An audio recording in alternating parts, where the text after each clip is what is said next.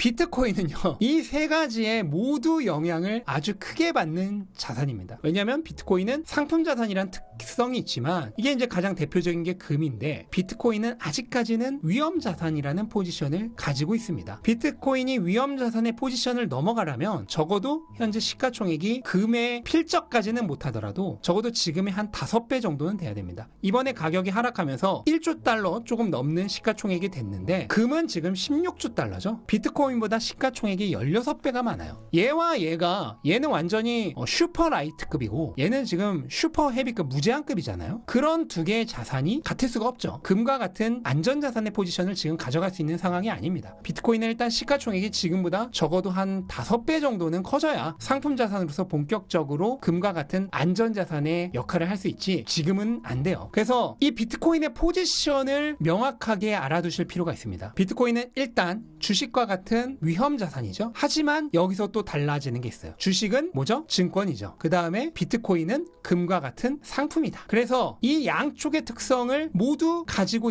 있습니다. 위험 자산과 상품 자산, 이 양쪽의 특성을 모두 가지고 있는 비트코인만의 이 독특한 자산으로서의 특성을 알아야지만 이 위기 상황에서 비트코인 가격이 왜 이렇게 반응을 하는 거고 앞으로는 어떻게 반응할지를 알 수 있어요. 이게 정말 이게 어떻게 보면 오늘의 핵심 주제예요. 완전하게 비트코인의 자산으로서의 특성을 완전히 이해해야지만 지금 왜 비트코인이 가격이 이렇게 반응을 하고 앞으로는 어떻게 될까, 이 예측이 가능해지는 겁니다. 이게 오늘 어떻게 보면 가장 핵심적인 주제라고 보시면 돼요. 금과 같은 상품 자산이지만 주식과 같은 위험 자산이다. 하지만 주식과는 다르게 주식은 증권이지만 비트코인은 상품이다라는 이 특성을 아셔야 돼요. 그럼 같은 상품인 금과는 결정적으로 뭐가 다를까요? 뭐가 같고 뭐가 다를까요? 일단 같은 것을 먼저 이해를 하셔야 되는데, 금과 상품으로서, 같은 상품 자산으로서 같은 것을 이해를 하셔야 되는데, 금과 비트코인은 둘 다 자산으로서 가지는 기본 가치가 뭐다? 통화에 대한 해지입니다. 통화에 대한 해지. 자산으로서 가지는 기본 가치예요. 이게 통화에 대한 해지. 이게 금과 비트코인이 자산으로서 가지는 기본 가치예요. 다른 말로 하면은 제가 돈의 규칙에서 신나게 썼던 말 있죠? 구매력 저장수단. 이게 금과 비트코인이 기본적으로 가지는 가치입니다. 금의 시가총액 아까 앞에서 봤을 때 16조 달러지만 이 16조 달러의 95% 정도는 바로 통화에 대한 해지 목적으로 가격이 매겨져 있는 거예요. 나머지 5%가 무슨 장신구용이라든지 사치품용이라든지 의료용이라든지 공업용이고, 이 시가총액의 95%는 구매력 저장수단, 통화에 대한 해지 목적이에요. 그럼 비트코인의 1조 달러의 시가총액 중 몇 %가 그 용도일까요? 비트코인 사치품으로 할 수 있어요? 비트코인으로 의료용 할 수 있어요? 비트코인으로 공업용 할 수 있어요? 비트코인은 100%예요. 100%. 금은 95%고 비트코인은 그냥 순수하게 디지털 골드죠. 그냥 100% 통화에 대한 해지 목적만 있는 거예요. 다만 금보다 시가총액이 16분의 1 수준이기 때문에 몸집이 너무 차이가 나서 변동성이 비트코인이 훨씬 높은 겁니다. 이 차이를 우선 알고 있어야 돼요. 비트코인은 적어도 지금보다 시가총액이 한 5배는 되어야, 한 5조 달러는 되어야 본격적으로 어느 정도는 그래도 안전자산의 역할을 할 수 있는 그런 기본적인 스탠스가 만들어집니다.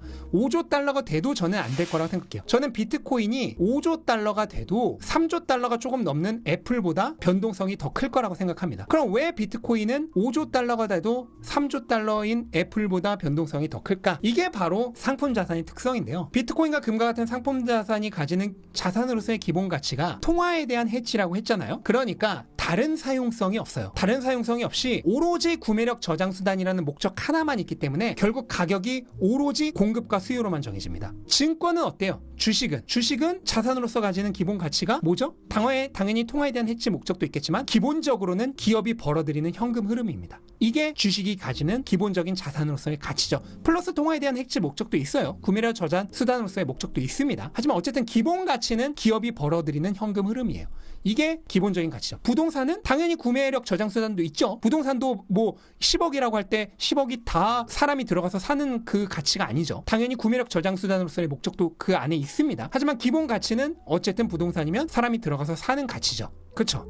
그런 가치가 있지만 금과 비트코인 같은 상품 자산은 그런 가치가 없어요. 그냥 100%가 구매력 저장 수단이에요. 금은 95%. 금은 5% 의료용이라든지 사치품용이라든지 그 다음에 공업용의 목적이 있습니다. 하지만 비트코인은 그냥 100%예요. 그러다 보니까 가격이 오로지 공급과 수요로만 정해진다. 이런 특성은 결국 어떤 문제를 불러일으켜요? 사람들의 심리에 의해서 가격이 크게 급변동할 수 있다. 왜냐면 주식과 같은 벌어들이고 있는 현금이 없고 부동산과 같이 사람이 들어가서 사는 그런 용도, 사용성이 없기 때문에 오로지 공급과 수요에 의해서만 가격이 정해지는데 이 공급과 수요를 누가 정해요? 사람이 정하는 거잖아. 그러니까 사람들의 심리에 의해서 가격이 주식이나 부동산보다 훨씬 급변동해요. 그래서 비트코인은 시가총액이 심지어 5조 달러가 되더라도 저는 애플보다 변동성이 심할 거라고 봅니다. 그런데 5조 달러도 아니고 지금 그거보다도 훨씬 낮은 1조 달러고 금의 16분의 1이죠. 그러니까 변동성이 어마어마하게 클 수밖에 없다라는 이 특성을 이해를 하셔야 되고 또 동시에 자산으로서 가지는 기본 가치가 기업이 벌어들이는 현금 흐름이 메인인 증권과는 다른 통화에 대한 해지, 구매력 저장 목적이라는 상품 자산이다 라는 요 특성을 기본적으로 일단은 머리에 베이스로 깔고 가셔야 됩니다. 거기에 비트코인이 위험 자산으로서 그 어느 자산보다 변동성이 심한 이유가 하나 더 있는데요. 그것은 뭐냐면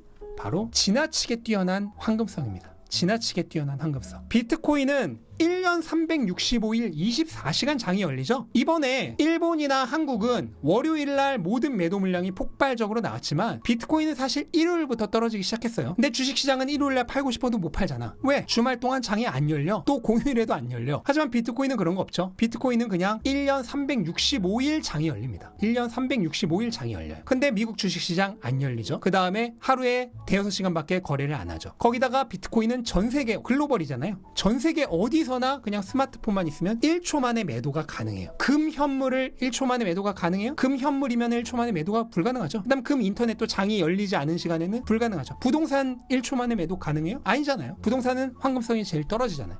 하지만 비트코인은 그냥 전 세계 어디서나 스마트폰만 있으면 위기 터졌대. 야 중동에서 전쟁 터졌대. 뉴스 보자마자 밤 12시에 들어가서 1초 만에 매도가 가능하죠. 시장가 매도 100% 매도. 근데 그게 끝이 아니에요. 주식은 내가 정말 위기가 터져서 돈이 현금을 일단 확보하려고 그래. 근데 주식은 팔면은 내가 오늘 현금 확보를 못하죠. 정산하는데 이틀에서 3일이 걸리죠. 주말까지 끼면은 더 오래 걸리죠. 그런데 비트코인은 그냥 팔아서 1분 안에 내 통장으로 현금을 쏘는 게 가능하죠. 현금화도 1년 365 언제나 1분 안에 가능해요. 그러니까 전 세계 어디에서나 스마트폰이 있으면 그냥 자다가도 팔 수가 있고 언제든지 현금화도 가장 빠르게 할 수 있다. 이런 지나치게 뛰어난 황금성을 가지다 보니까 다른 어떤 자산보다도 비트코인이 뭔가 문제가 터졌을 때 가장 먼저 파는 자산이 되는 겁니다.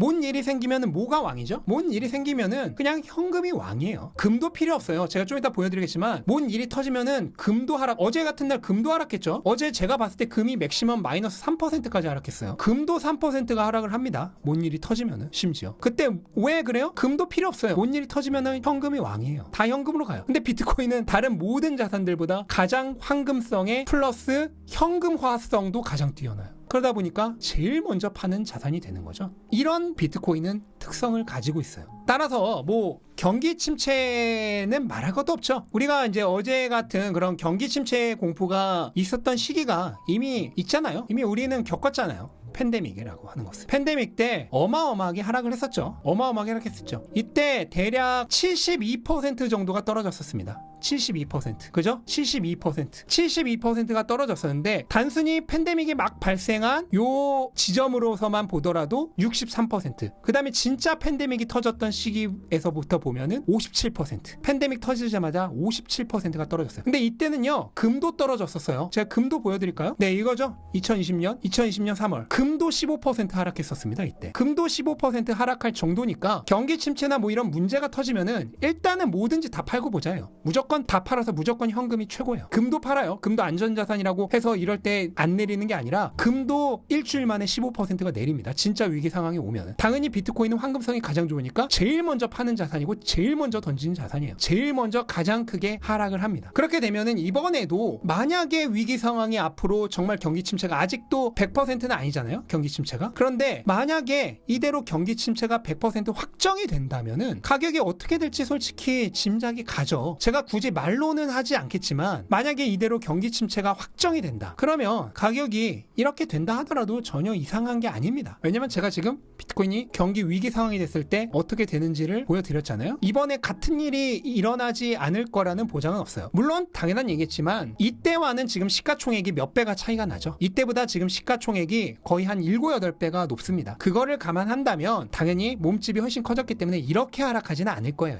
이번에는 이렇게까지 하락하지는 않을 거지만 이번에 기록했던 최저점보다 더 하락한다고 하더라도 이상할 것은 없죠. 이상할 것은 없어요. 충분히 가능하다.